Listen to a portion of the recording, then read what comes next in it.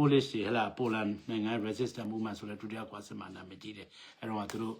ကအခုလို regular army တွေမဟုတ်ဘူးကိုရက်ကွက်ကိုဒေတာလိုက်ထွက်တိုက်သွားကြတယ် home army လို့တော့သုံးကြတယ်အဲ့တော့ဒီဒေသခံပျောက်ကြားတွေရဲ့ဒီတိုက်ပွဲဝင်မှုကအဓိကပေးချင်တဲ့ message ကပါတယ်အဲ့ဒါဒီမဟာမိတ်တပ်တွေ regular army တွေရဲ့ဗိုလ်ချုပ်တွေကလင်းမြန်အမြင်ကျဖို့လိုတယ်သူတို့ပေးချင်တဲ့ message ကရန်သူတပ်ကနောက်တန်းမှနေတယ်ကိုယ့်အိမ်ထဲမှာနေရင်တောင်မှလုံခြုံမှုမရှိတော့ဘူးလို့ fear တွေဖြစ်သွားတယ်ဆိုတော့အဲ့ဒါ message ပဲ LPDX တာဝန်ပဲအဲ့တော့သူတို့နောက်တန်းနေသူတို့အိမ်ထဲမှာနေတော့လုံခြုံမှုမရှိတော့အများအားတိုက်ခါရမယ်ဘုံနဲ့ပြစ်ထက်သွားတယ်ကားတန်းကိုလုပ်တယ်ဟာလာကျွန်တော်တို့ရုရှားဆိုရင်ဒါ rail war ဟာလာယထာလမ်းတိုက်ပွဲဆိုတာနာမည်ကြီးတယ်အဲ့ဒါဒီအကုန်လုံးက Red Army ဟာလာတက်နေတော့တိုက်သွားတာမဟုတ်ဘူး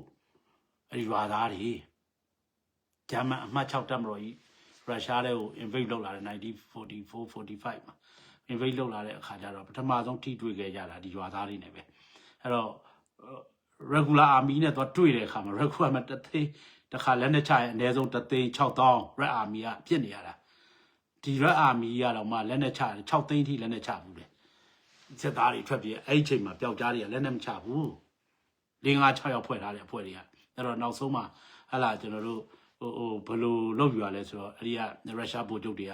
ရွာထဲကိုရောက်သွားတာနဲ့ကားလက်နဲ့ကိုတောင်တွေဖွင့်ပြီးတော့15နှစ်ပြည့်တဲ့ကောင်ပုံတန်းစီတနက်လာယူအဲ့လိုလုပ်ရတာတခိုးရောဓမြအောင်မလို့ကျွန်တော်ထွက်တိုက်တခိုးလဲလာခဏပေး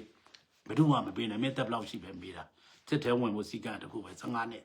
ရော့တနက်ပေးတယ်ဘာ COC အောက်မှာဝင်လို့ဘာလို့ညာလို့မလုပ်နိုင်တော့အချိန်မပေးနိုင်ဘူးဟလား